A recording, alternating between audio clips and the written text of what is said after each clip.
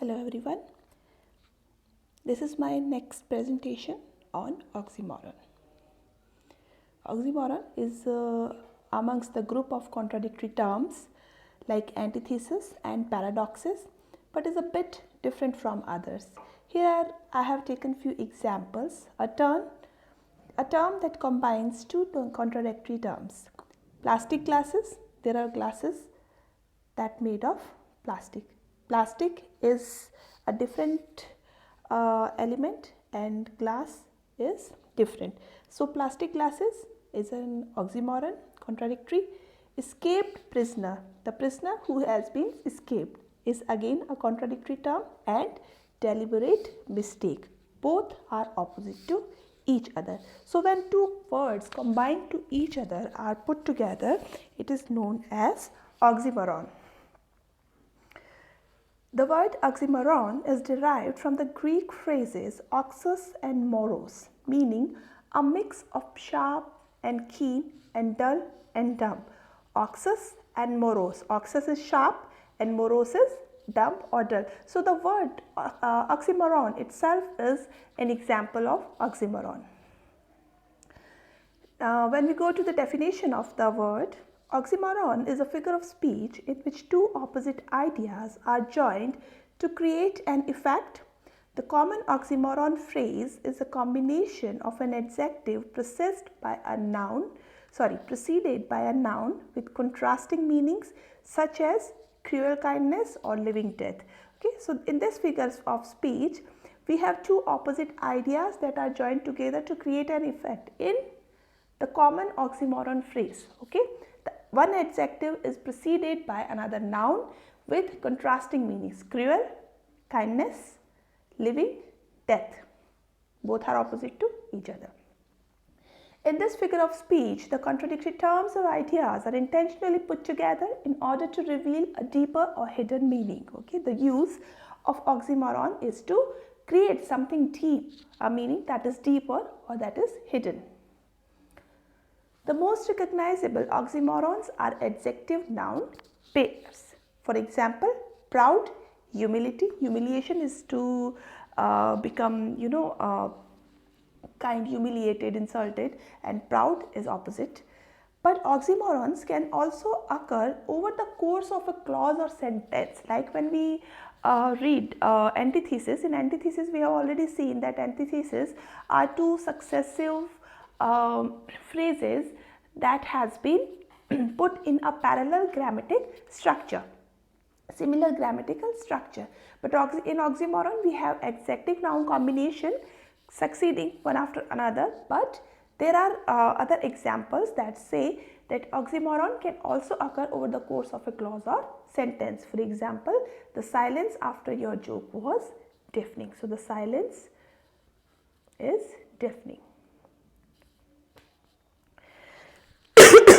The word oxymoron itself is an oxymoron. We have already discussed. It comes from the Greek word oskos, meaning sharp or keen, and moros, meaning dull or foolish. So if you are referring to, when we talk about oxymoron in plural, both oxymorons and oxymora are correct. Oxymorons are now more common than oxymora, but in dictionaries we will find oxymora more than oxymorons when we talk about the plural. Well, the words in an oxymoron don't need to be glued together, okay? Like the adjective and the noun, heavy lightness or serious vanity, they can be spaced out as in his honor rooted in his dishonor stood. His honor rooted in dishonor stood. So honor rooted in dishonor. Honor and dishonor put together in one sentence. This is a line from Tennyson's Lancelot and Elaine. Now let's move to the examples of paradox. A very beautiful example of paradox is from Shakespeare's Romeo and Juliet, and Shakespeare was very much fond of oxymorons. He often uses these contradictory terms like oxymoron, antithesis, paradoxes in his works, in his dramas, and that make it more beautiful, the Shakespeare's work more beautiful. And he says, parting is such a sweet sorrow in Romeo and Juliet. So such a sweet sorrow, sorrow that is sweet, When you are crying, when you are sad, when your heart is heavy over something, do you find it sweet? No. But here parting is such a sweet sorrow in Romeo and Juliet. Let's see how he explains it. Shakespeare has purposely created this contradiction to capture the deeper truth of the simultaneous pain and joy of departing from a loved one.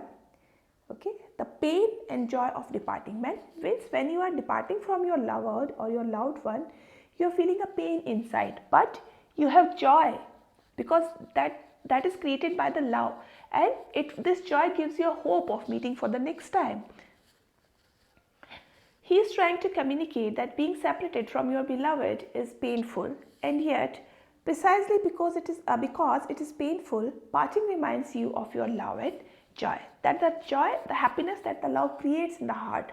Love makes you happy. Love makes you beautiful. Love makes you like you are like having feelings in the air. You are always happy when you are in love. So when you are parted with your beloved, you feel sad, but you have that feeling of joy that is created by love. That is the joy, that is the invention of love, is always in your heart. Another example is again from Shakespeare's Romeo and Juliet. Excuse me. These lines are from Act 1st, Scene 1st of Romeo and Juliet. O heavy lightness, serious vanity, misshapen chaos of well-seeming forms, feather of lead, bright smoke, cold fire, sick health, still waking sleep, that is not what it is. So see how beautiful he has said this. Heavy lightness, serious vanity, misshapen chaos and well-seeming forms. This scene is where Romeo tells his cousin Benvolio about his feelings for a woman whose name is Rosamond, but who does not love him back. Okay, so when he was saying these words, he did not know, he was not sure at what is going to happen in the course of the whole drama, the whole play. What is going to happen next? He was not aware. So this is the beginning of the drama, and what he says is, "O heavy lightness, O serious vanity." Heavy lightness, oxymoron. Serious vanity, oxymoron. Misshapen chaos of well-seeming forms. Misshapen chaos of well-seeming forms. Like he has the shapes of the lady are very well beautiful, but they are creating chaos in his heart. Feather of lead. Feather of lead. Can a feather be made of lead? Can you fly with lead and feathers? Bright smoke. Can a smoke be bright? Cold fire. Sick health. Still waking sleep. That is not what it is. So that what is appearing on the surface is not it.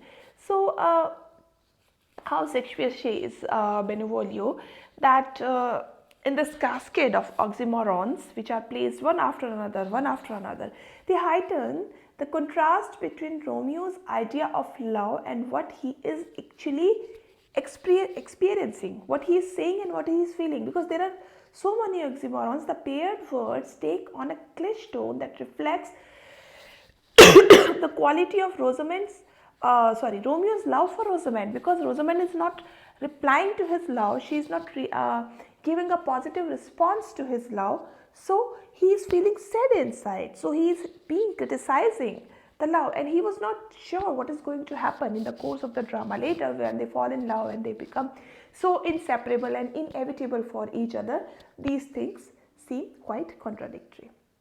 Another example is from Oscar Wilde. Oscar Wilde is again he is very famous for using paradoxes, oxymorons, antithesis, and he loves to create humor and sarcasm by these words. So example from his Picture of Dorian Gray, he says, "As for believing things, I can believe anything, provided that it is quite incredible." Believe anything, provided that it is quite incredible. Believing incredible. Okay, Oscar Wilde has stated in this sentence, in this statement, he loved using oxymoron in his works for comic effect or comedic effect. In this case, the oxymoron is created by the juxtaposition of believe and incredible. The word incredible stems etymologically from the negative form of credible, in which means credible means believable. Therefore, White in effect has written that his character will believe anything that cannot be believed. This adds to a sense of the character having something of a wild imagination and being uninterested, anything that is too straightforward. So the things which are said straightforward or which are put before us straightforward are not welcomed by this character. Rather, this character loves to take challenges of unbelievable, incredible things. Now let's have a comparison between the similar terms oxymoron and paradox, oxymoron and antithesis, etc. So let's move the first difference between oxymoron and paradox. Both oxymoron, like we have already studied antithesis and paradoxes, and it is quite confusing.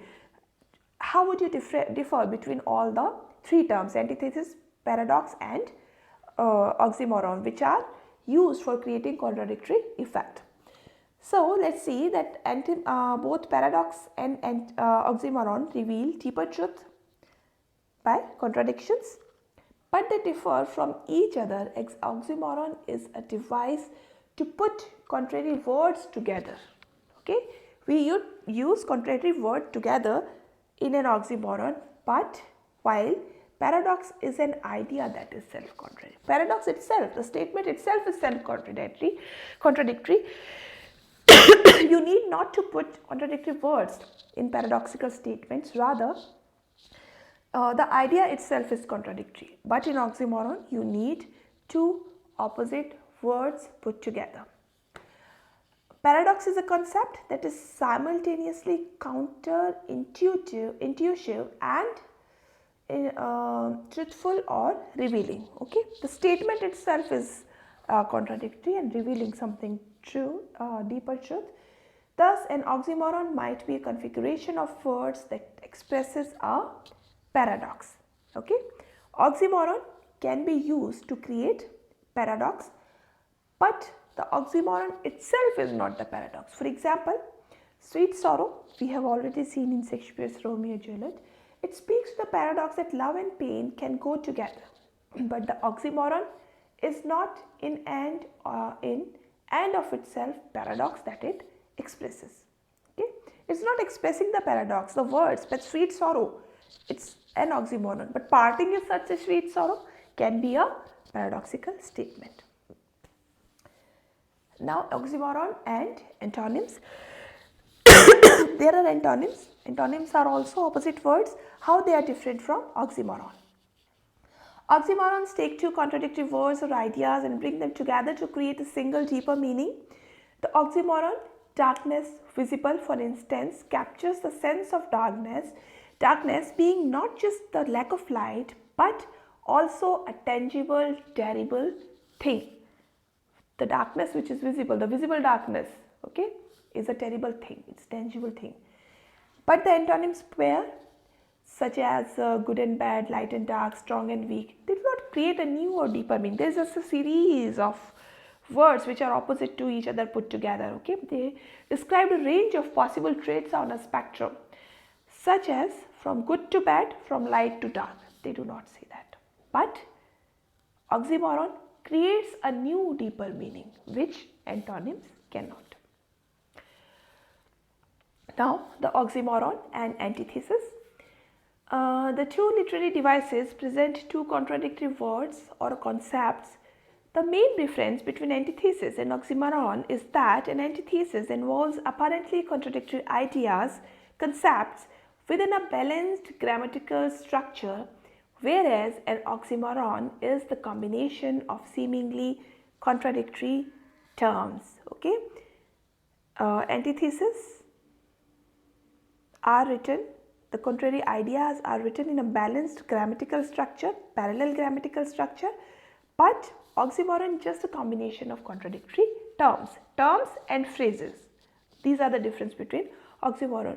I remember the example of antithesis, to be or not to be, okay, and sweet sorrow, loving hate, To be or not to be. Two phrases, to be or, which are joined by the conjunction or, not to be or not to be. Both are grammatically same. But loving hate is not, does not have to do anything with the grammatical structure. So they are different from each other.